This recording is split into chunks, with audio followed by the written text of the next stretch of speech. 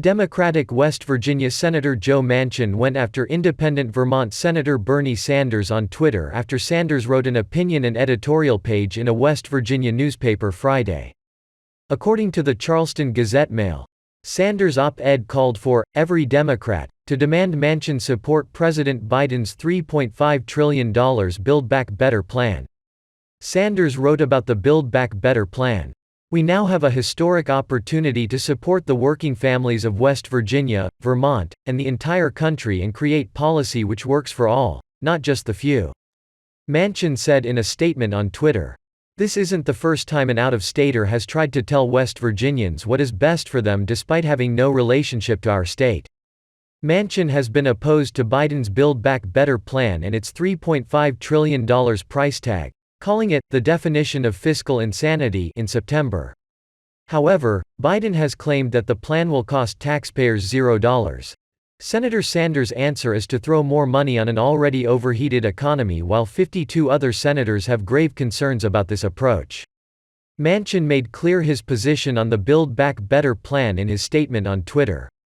Manchin said, "To be clear, again, Congress should proceed with caution on any additional spending, and I will not vote for a reckless expansion of government programs. No op-ed from a self-declared independent socialist is going to change that." Transportation Secretary Pete Buttigieg said Sunday that the supply chain issues racking the United States economy are likely to continue into next year. Mr. Buttigieg, who has been on paternity leave since early August, told CNN's State of the Union, the current situation is unlikely to be lessened anytime soon. He said, "A lot of the challenges that we've been experiencing this year will continue into next year, but there are both short-term and long-term steps that we can take to do something about." The transportation secretary added that the increasingly empty store shelves customers are facing across the country are not only the result of supply chain disruptions, but also of increased demand. Mr. Buttigieg said, "Look, part of what's happening isn't just the supply side, it's the demand side. Demand is off the charts, retail sales are through the roof.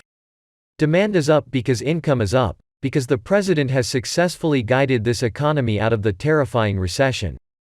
Last week, images of more than 60 cargo container ships crammed with goods and supplies, waiting outside 2 California ports, received wide attention.